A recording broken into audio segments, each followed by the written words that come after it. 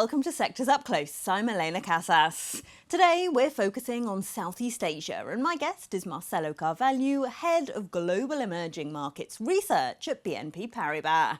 Southeast Asian countries were hit hard by the pandemic. Many borders in the region were closed for much of 2020 and 2021, crippling the crucial travel industry, while high-spending Chinese tourists still aren't allowed to travel, and coronavirus lockdowns at Chinese ports blocked supply chains across the region.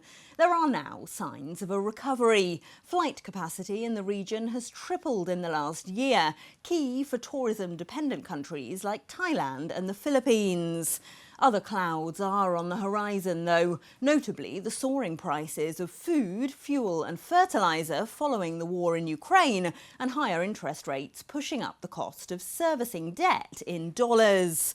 Well, this is the MSCI Indonesia Index, the region's biggest economy, where shares are roughly flat on the year on a US dollar basis, as the stronger dollar cancelled out local currency gains.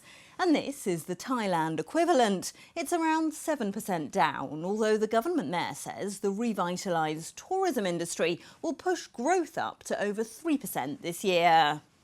Well, for more, I'm now joined by Marcelo Carvalho, Head of Global Emerging Markets Research at BNP Paribas.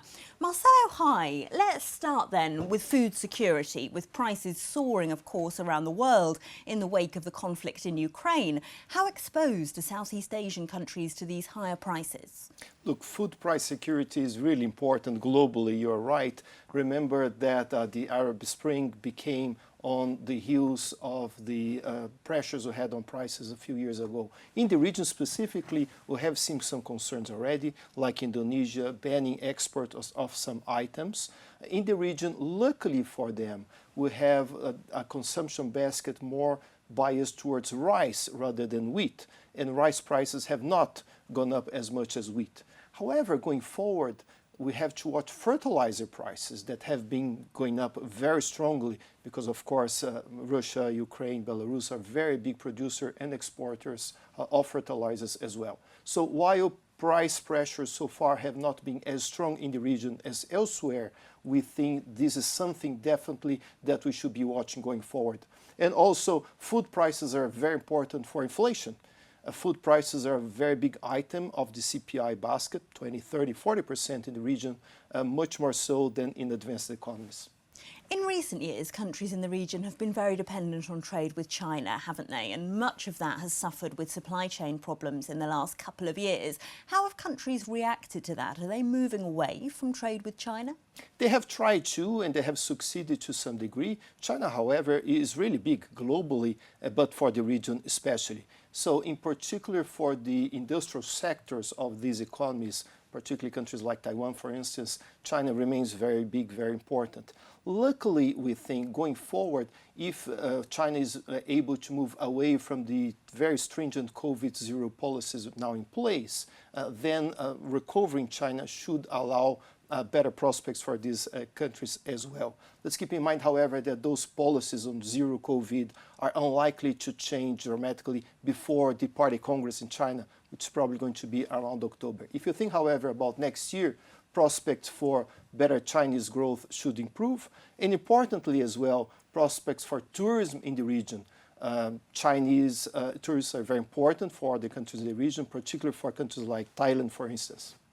What about the impact of the stronger dollar and higher interest rates from the Fed? These are countries that are quite heavily indebted in dollars, aren't they? So what's the impact here?